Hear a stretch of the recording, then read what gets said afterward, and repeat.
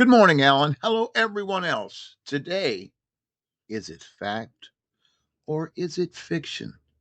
I'll be a story in your head, but that's okay. We're all stories in the end. Just make it a good one, eh?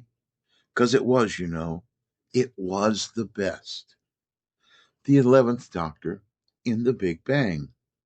The Mind Robber is a story that is about establishing Doctor Who as an unending story. A story that is not just delightful to watch, but a story with a triumphant, constant sense of right. This is how Doctor Who is supposed to be. Following a TARDIS malfunction, the Doctor, Jamie, and Zoe end up in a land of fiction. A land of fiction where stories are real. The series title, The Mind Robber. This refers to the master of this land of fiction. He has lured the Doctor there in order to get him to run things. It's an awesome, brilliant story with more creativity and more of a sense of joy than anything else in the Troughton era or just about any other era. So let's find a few things to say about The Mind Robber.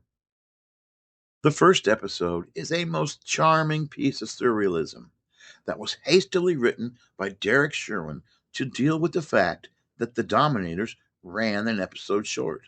The Mind Robber was intended to be a 4 episode story, yet that avant garde beginning serves a fitting start at what is to come. Not forgetting, this story benefits from some odd luck. The sudden illness of Fraser Hines, which would require him to be replaced for 2 episodes. This results in a wonderfully disturbing sequence in which the Doctor tries to assemble Jamie's lost face, getting it wrong, temporarily giving Jamie a new face. We also have an opening episode where the main sets are the TARDIS interior and a white void. This meant a lot of TARDIS material, and at this point in the series, it means mercury fluid links, sticky switches, and bizarre control mechanisms. The mercury link is not just a callback to the Daleks and the wheel in space, it's a specific view of the Doctor's identity. One of the most important things to know is that symbols have real power. There is the long standing debate about whether Doctor Who is science fiction or fantasy. Science fiction, we will argue, is about man's relationship with his tools, where fantasy is about man's relationship with symbols and language. Even with its scientific trappings, under this definition, Doctor Who is more of a fantasy. Look at Stephen Moffat's depiction of the weeping angels in The Time of the Angels. The image of an angel is itself an angel. This concept makes no sense from any scientific idea. It is purely a fantasy concept.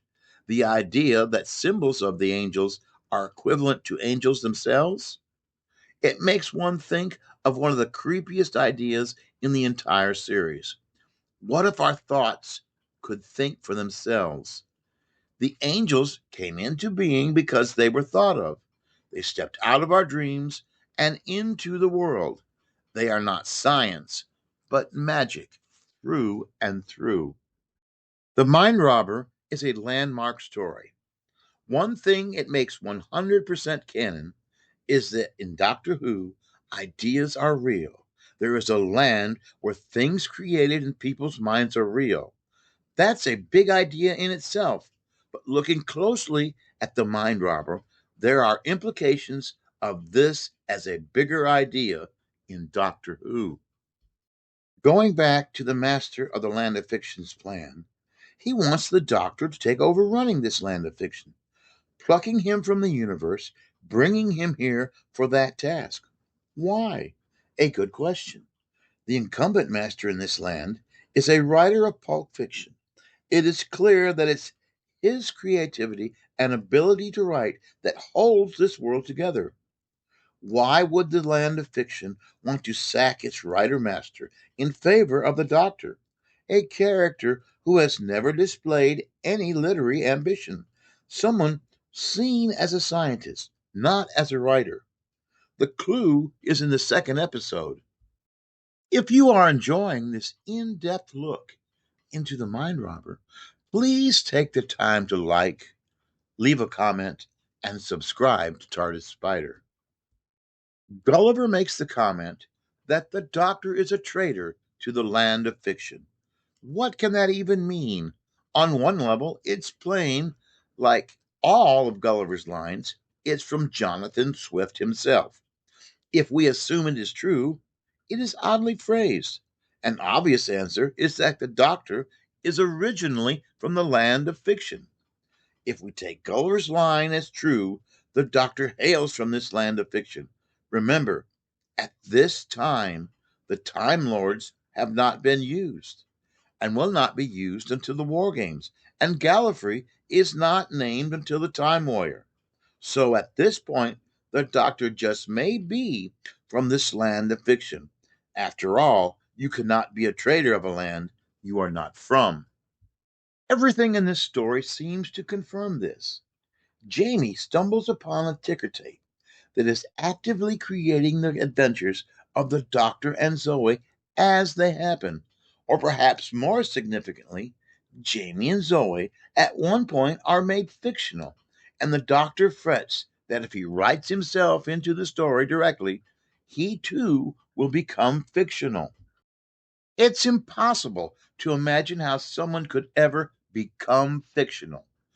The only way someone can be threatened with fictionality is if they are already a character in the story. The story does establish that fictional characters cannot be destroyed, and the Doctor and his companions survive when the land of fiction is destroyed. Why? The simplest explanation: the Doctor has always been a part of this land, intended to be its master and controller, and he has escaped. Now that makes sense. Again, put simply, months before the War Games, the Mind Robber is quietly to us an origin story for the Doctor. Almost, but not quite what we will get later on from an official version. Again, please remember, up until now, no writer has had any idea where the Doctor came from. Yes, we know the Doctor fled from a position of responsibility. He stole a ship and ran off to have adventures, except that instead of being a Time Lord from Gallifrey, he is the master in this land of fiction, the writer and the creator of all stories, and he ran away to live the stories instead of writing them. Because the land of fiction is outside of the universe and the Doctor fled into the universe, we can assume he became real instead of just fictional. Instead of being a wanderer in the dimension of narrative, he is a wanderer in the dimension of time. We navigate time internally through memories and stories in our minds, which, of course, is far bigger on the inside than the mere lump of gray matter that it actually is. What is a Time Lord if not the master of all things that have happened, thus of all metaphors and stories? So the Doctor rejects the Time Lords because they are narrow minded. They are masters only of stories that have happened. They cannot interfere and thus not create new stories.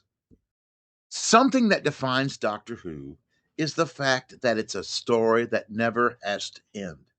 Any story worth telling can be told as a Doctor Who story.